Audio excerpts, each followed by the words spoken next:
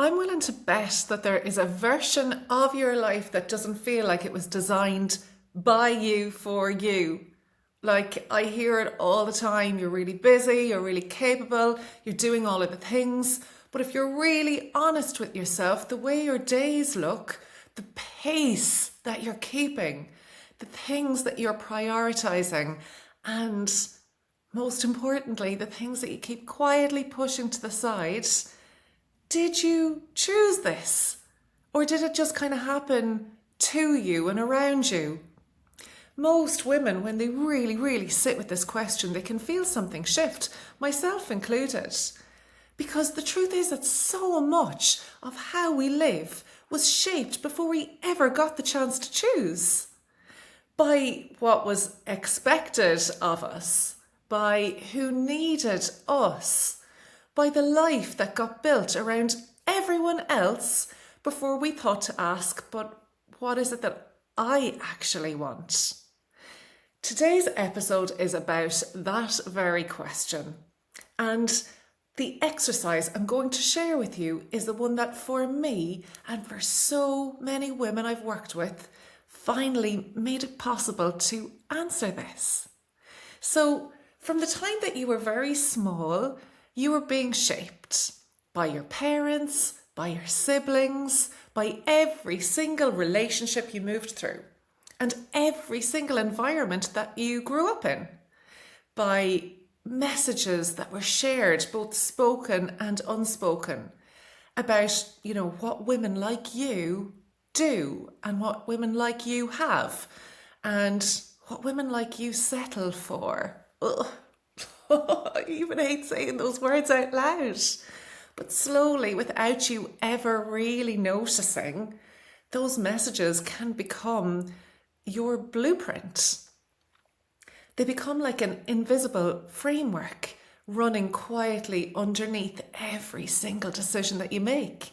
What you go for, what you talk yourself out of, what you tell yourself is realistic, and what you file away under, that's not for someone like me.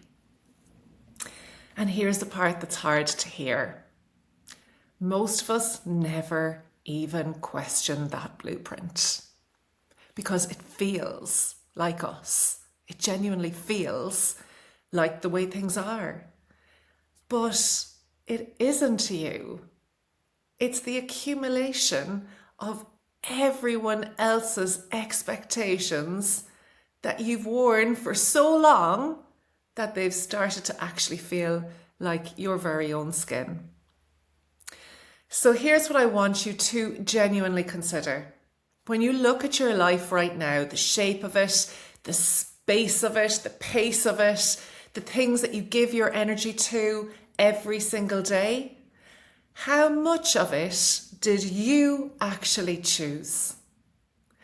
Not inherit, not absorb, not agreed to because it was easier than the alternative. I want you to ask yourself how much of it was genuinely chosen by you, for you, deliberately.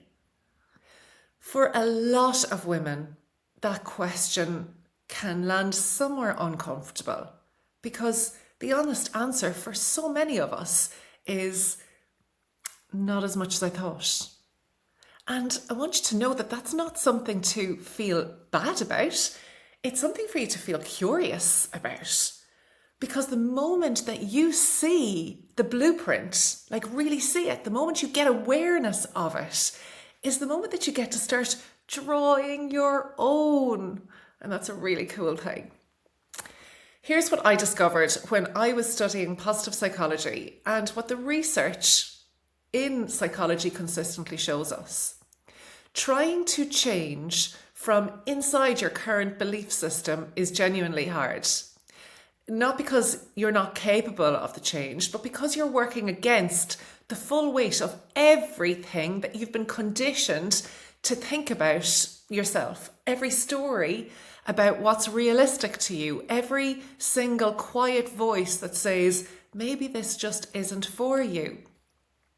When you try to imagine a different life from where you're standing today, you bring all of that with you.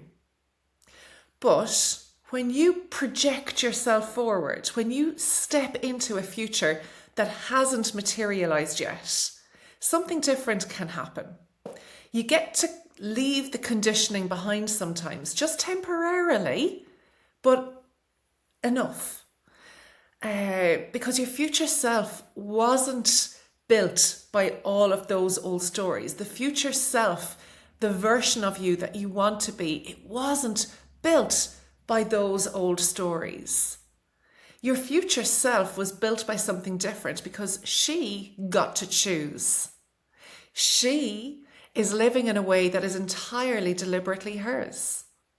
And when you write from her perspective, even for just 15 minutes, you start to feel something that might be unfamiliar. What it actually feels like is to live from choice, not from habit, not from expectation or conditioning, not from a blueprint that someone else drew, but from your choice, like what's actually important to you. So here's what I want you to do. Today, if you can, this week at the very latest, while it's still fresh in your head, find 15 minutes where you won't be pulled in any other direction. Make yourself something warm to drink, something comforting that makes you feel good, and sit somewhere really comfortable and quiet, distraction-free. And I want you to write a letter. Not from you now, today, but I want you to write a letter from your future self to you. So from her 3 years from now. And I want you to write it as her back to you today.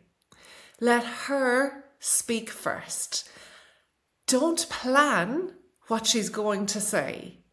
Don't make her sensible or put her in a box or make her realistic. That's not what this exercise is for. Just pick up your pen and let her write. To help you find the words, here's what I'd love you to do. Ask yourself, what does an ordinary Tuesday look like in her life?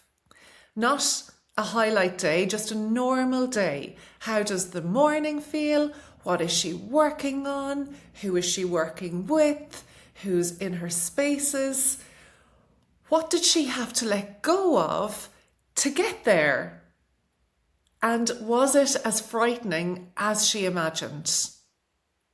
What was the moment that she stopped waiting for the right time and finally fully backed herself? What was that moment? What does she want you to know about the fear sitting in your chest right now?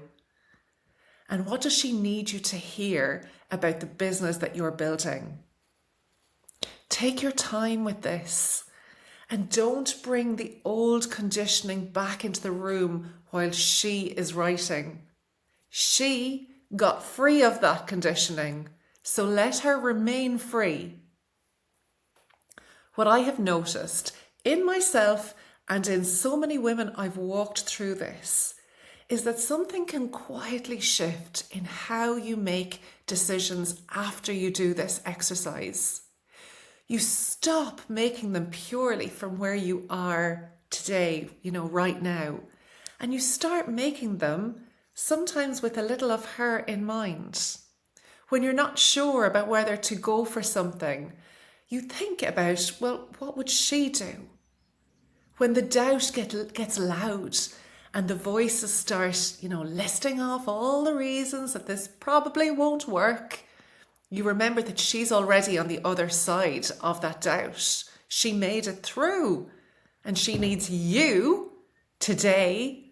She needs you this week in the very next decision that you make to take one step closer to her. Your future self is not a fantasy. She is not reserved for women who started sooner or had more support or caught a lucky break. She is you 3 years from now, living in a way that finally feels like yours. Not the life that got built around everyone else's needs. Not the blueprint drawn by people who love you but never asked what you wanted. And she's been trying to get your attention for a really long time. Every time you feel that pull, that quiet, persistent sense that there is more for you, that's her. This exercise is how you write back from her to you. So find the 15 minutes, pick up the pen, and let her tell you what she needs you to know. Because what she has to say will stay with you long after you put that pen down.